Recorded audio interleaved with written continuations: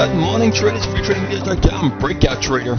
We have got the market just up slightly, up 3 points here, 2 3/4 on the S&P, 37 on the Dow, 8.5. This is what we want to see. Some leadership by the Nasdaq, 0.64%, 8.5 points on the Nasdaq. Oil is trying to get back over 53 on rollover June contract here. So yesterday we had 49 a barrel. We're now looking at the June contract. The May contract is delivering, so looking at 53.90 now on the front month contract for oil, and the May contract is up as well. Gasoline $1.47, okay, up a penny, nearly a penny and a half, and we got IBM down 94, Chevron down 18, Exxon down 32. Okay, so there's some pressure on the Dow here and the S&P with these three companies. Money coming out of gold. Gold's dropping a little bit here. Now, here we go, some news on the day. Goldman Sachs, phenomenal, huge earnings. Now, they also had a big stock offering, so that's probably putting some pressure on the stock here. Some more supply in the market, lowers the cost of stock. I wouldn't be at all surprised to see this turn around through the day. J&J, up $1.25. Nice earnings right there.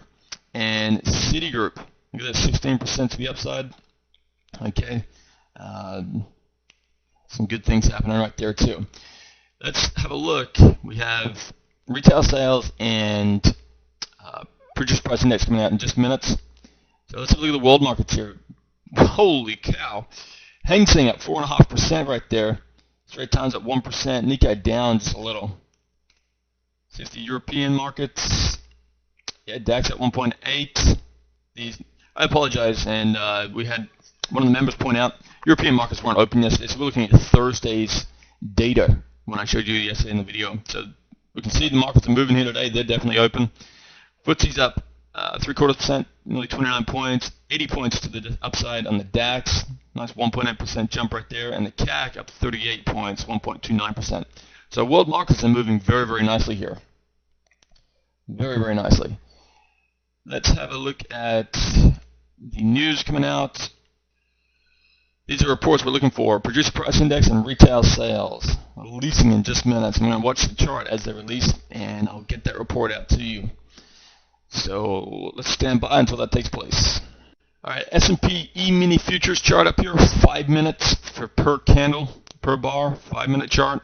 So we can see earlier this morning, just 10-20 minutes ago, we had a nice pop in the markets. That got the market to the positive side.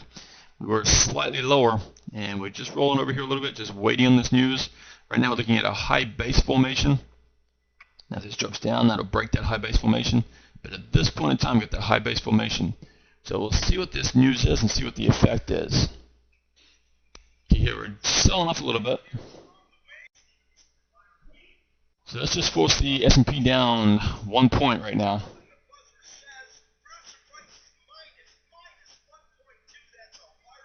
PPI minus 1.2%.